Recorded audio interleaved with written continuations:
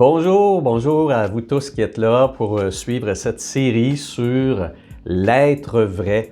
Nous sommes à une nouvelle étape de cette série-là sur l'être humain, sur la vérité de l'être humain dans sa constitution, comme c'est révélé dans la parole de Dieu, dans la Bible. Parce qu'évidemment, si on croit que Dieu nous a créés, si Dieu est le créateur de l'être humain, qui nous a fait à son image, Dieu a évidemment pris soin de nous expliquer dans une sorte de manuel, de mode d'emploi du fabricant. Il nous a expliqué dans la parole de Dieu comment est-ce que nous étions faits et comment nous devrions nous servir des différents éléments de notre être, évidemment, pour marcher dans ses voies, pour être heureux et épanoui.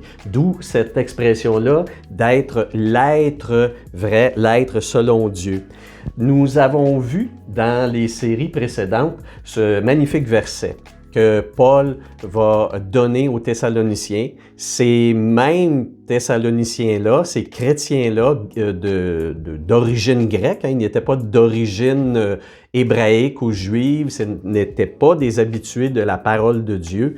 Et Paul, donc, prenait soin de leur expliquer les intentions de Dieu. Il leur dit, dans cette lettre-là, un peu plus tôt, que l'objectif de Dieu, une fois que nous sommes à lui, une fois que nous sommes nés de nouveau, devenus un être, une créature nouvelle et différente par la présence de l'Esprit de Dieu, il leur a dit que le but de Dieu maintenant pour nous, c'était d'être sanctifiés. Qu'est-ce que ça veut dire? À la fin de sa lettre, donc, il écrit ceci: Dieu veut que nous soyons rendus autres. C'est une des façons de traduire le fait d'être sanctifié, d'être complètement autre, en fait, d'être comme Dieu, d'être comme Dieu. Alors Dieu veut que nous soyons rendus comme lui, selon évidemment cette destinée-là qu'il nous accorde en Jésus. Et ainsi, il veut que toutes les parties de notre être, et là, Paul en cite 3 parties de l'être: l'esprit en premier, l'âme et enfin le corps. Alors, ces 3 éléments-là qui constituent l'être humain à la ressemblance de Dieu. Alors, Dieu veut qu'on prenne soin de les performer, de les améliorer afin d'être évidemment sans défaut et préservé dans une attitude de vigilance pour qu'on soit prêt à la manifestation de Jésus. Et ça, c'est intéressant parce que ça peut être traduit de différentes façons. Le dernier élément, prêt pour la manifestation de Jésus, on peut le prendre dans un sens personnel, c'est-à-dire pour que Jésus se manifeste pleinement en moi, ou dans le sens que l'apôtre Jean aussi le donne, c'est-à-dire que lorsque Jésus va venir pour reprendre son peuple, pour venir prendre son épouse, eh bien, on va être tel qu'il voulait que l'on soit. Donc, d'être prêt aussi pour cette manifestation-là finale. De toute façon, nous savons, c'est clair, que Dieu a l'intention de nous amener dans une entreprise de réforme, de restauration, d'amélioration et qu'on puisse être évidemment comme lui. Dans cette démarche-là, nous avons vu dans une première série ce qu'était l'esprit. Donc, Dieu place l'esprit comme étant un lieu prioritaire de travail. Et l'esprit, nous avons vu que c'était l'énergie finalement que Dieu nous accorde pour avancer, mais aussi l'esprit concerne tout le monde des influences. On va voir ça. Quelles sont ces influences-là? Bien, c'est des influences qui cherchent à nous pousser vers un apprentissage, un enseignement particulier, une influence qui peut s'exercer par l'écoute des gens qui sont autour de nous. Et ceux, évidemment, qui ont une influence qu'on va côtoyer de façon plus fréquente. Donc ça aussi, c'est le monde, dans la Bible, on dit que le monde de l'esprit, c'est comme, on avait l'image, on l'a un petit peu en filigrane derrière ici l'écran, on a un voilier. Ben, l'esprit peut être comparé au voile qui mène le navire dans une direction. Évidemment, le marin, le navigateur, peut, même si le vent est de face ou de derrière ou de côté, il peut manœuvrer d'une façon ou d'une autre pour amener son navire à destination, mais quand même, le vent va exercer une pression sur la démarche du voilier. Et c'est la même chose pour nous dans notre vie. On peut avoir des convictions, on peut avoir des idées, on peut avoir des objectifs particuliers, mais il y a un monde dans l'aspect spirituel, dans mon esprit personnel, dans le monde des esprits. Il y a toute une vague finalement d'influences qui peuvent arriver puis qui peuvent mener ma vie vers une destination qui n'est pas nécessairement la bonne. Alors, maintenant, là où on va se diriger, c'est vers la deuxième partie qui est nommée par l'apôtre Paul dans le travail de restauration, c'est-à-dire l'âme. L'âme détermine les conditions affectives et psychologiques de notre parcours. Je comparerais l'âme si je garde encore l'image du voilier, puis on va la quitter, là, mais je la conserve. L'âme, si on veut, c'est toute la cale du navire, c'est le trésor qui est en nous, c'est toutes les richesses qui sont en nous. On va le voir dans cette série-ci, on va avoir 4 études sur l'âme. C'est vraiment le cœur, c'est le cas de le dire, parce que ça concerne le cœur aussi, c'est le cœur de notre vie. Mais je vous avais expliqué dans les leçons précédentes, si vous avez écouté la série sur l'esprit, que c'est beau d'avoir un trésor dans la cale de son navire, mais il faut être conscient que le vent, le souffle, les influences peuvent amener ta vie vers un naufrage. Peu importe les trésors que tu transportes à l'intérieur, les influences sont importantes. Il faut faire attention à ce qu'on écoute. Il faut faire attention à l'enseignement qui nous est donné. Il faut vraiment veiller là-dessus. Bon, alors une fois cela dit, donc aujourd'hui, comme je vous le disais, on va aller vers l'âme. La Bible nomme les éléments intérieurs de l'âme en les associant, c'est particulier. La Bible associe l'âme à des organes à l'intérieur du corps, des organes qu'on ne voit pas, mais qui sont quand même très importants. Et ces organes-là, évidemment, on va les voir ensemble un petit peu plus loin. On a tout d'abord ce qu'on appelle les entrailles. Et ça, je vous le dis tout de suite, là, je ne vais pas l'explorer plus loin parce que c'est un élément qui va un peu de soi quand on comprend de quoi ça parle. Les entrailles, c'est le foyer où brûlent les émotions intenses. La colère, la peur, l'amour, la compassion. On voit ces expressions-là dans la Bible, spécialement dans la première alliance, dans l'Ancien Testament, si on veut, que quand un enfant de Dieu va être touché par la misère qu'il voit autour de lui, il va dire « Mais j'ai des entrailles de compassion à l'égard de ces pauvres, de ces gens-là. » Dieu, d'ailleurs, exprime lui-même qu'il a des entrailles maternelles, des entrailles d'amour pour son peuple. Alors, on parle ici du foyer, comme un foyer qui brûle un feu intense. C'est de là, dit la Bible, que sortent des émotions qui vont nous amener à agir, qui vont provoquer des décisions qui n'étaient pas nécessairement réfléchies et pensées. Donc, on va agir, comme on dirait, sous le coup de l'émotion. C'est drôle aussi parce que on a même en français, en tout cas, on utilise ça ici au Québec, là, des expressions quand on dit « ça m'a pogné aux tripes ».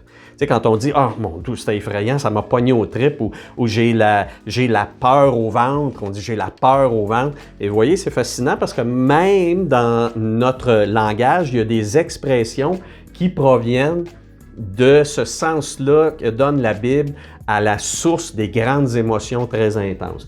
Donc ça, c'est les entrailles et je ne m'étendrai pas plus là-dessus, mais c'est juste d'être conscient que c'est une des parties de l'être intérieur, de l'être psychologique de l'humain, les entrailles. On va parler également dans les leçons qui vont s'en venir des reins. C'est bizarre, là, parce que les reins, qu'est-ce que c'est ça?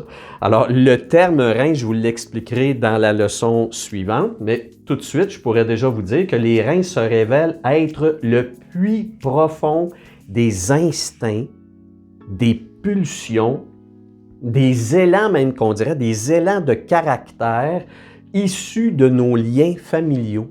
Ah! Tiens, regardons. C'est drôle parce que on va parler de ça des fois. On va dire « Ah, t'as un peu le caractère de ta mère » ou « Tu ressembles à ton grand-père » ou à quelqu'un dans la parenté, dans la famille. Souvent, les gens autour de nous qui nous connaissent bien vont faire des liens en nous voyant réagir, en nous voyant penser ou dire des choses, agir. Ils vont dire « C'est drôle, tu ressembles à un tel ou tu ressembles à ton père ou tu ressembles à ta mère. » La Bible, en fait, vous voyez, elle est d'accord avec ça. Et on le verra dans la série qui va suivre. La Bible montre que oui, ce phénomène-là existe. Dieu a organisé ça et c'est appelé les reins. C'est les reins qui sont indiqués comme étant le siège de tout ce monde-là, des pulsions, des instincts, des caractères, des manières caractérielles d'agir qui sont comme, on dirait, naturelles. Enfin, comme je le disais plus tôt, là, je voulais juste indiquer ici à l'écran, on ne va pas élaborer sur les entrailles, on va débuter par l'élément le plus fondamental qu'on appelle les reins.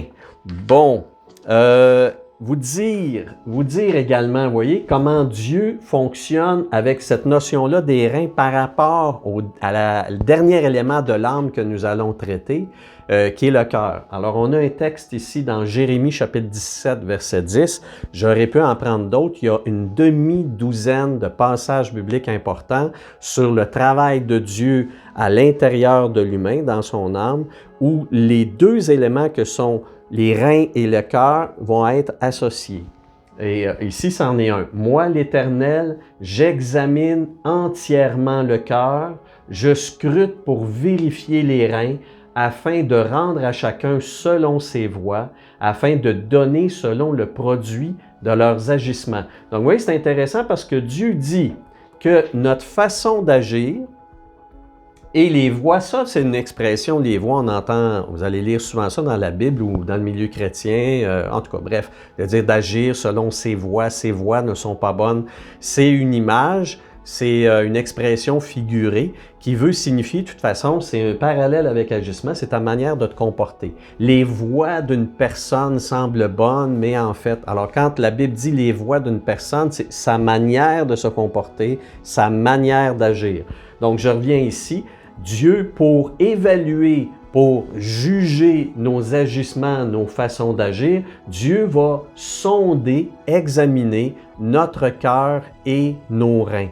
Mais nous verrons donc dans la suite des études qu'il reste qu'il y a une priorité, c'est-à-dire les reins sont plus fondamentaux, sont plus creux, plus profonds que le cœur. Le cœur, c'est un élément qui est plus conscient dans notre façon d'agir. Le cœur, on le verra en rapport avec nos valeurs, avec nos convictions, avec, comme on dit, tout ce qui nous tient à cœur. Alors, on sait ce qui nous tient à cœur. En tout cas, quand on s'arrête comme il faut pour réfléchir, on va savoir qu'est-ce qu'on veut, hein, ou on peut le clarifier. Les reins, c'est plus inconscient. C'est même une zone, on le verra, presque comme la psychanalyse le dit, du subconscient.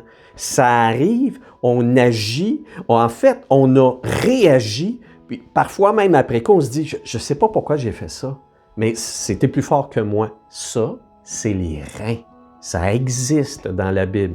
Et c'est pourquoi Dieu va se préoccuper de sonder les reins. Dieu veut sonder nos reins parce qu'il sait qu'à l'intérieur de ça se trouvent les racines de comportement. Et c'est pourquoi d'ailleurs il y a une expression que je vais utiliser dans les prochaines leçons, le puits de l'âme. L'âme, hein, on n'oublie pas, c'est la partie psychologique intérieure de l'être. Mais dans cette partie-là, il y a les entrailles, il y a les reins et il y a le cœur. Mais les reins, je vous le rappelle, c'est un puits profond. D'ailleurs, la Bible emploie cette expression-là, c'est un puits profond d'où sortent des sources qui, des fois, nous surprennent, qui peuvent même nous corrompre, nous faire honte. Mais il faut être courageux, puis il faut plonger dans le puits de notre vie pour que Dieu le purifie, pour que Dieu y travaille et le transforme aussi. Voilà. Alors, ça met fin à cette première leçon qui était une leçon d'introduction. Dans la prochaine leçon, on va entrer immédiatement dans ce que sont ces reins-là. On va donner des noms, on va voir comment la Bible traite ça, puis on va dégager cet élément-là fondamental de notre vie avec Dieu, de nos comportements avec Dieu, parce que c'est un puits de l'être qu'il faut absolument purifier. Alors, j'espère vous retrouver dans la prochaine leçon. À bientôt.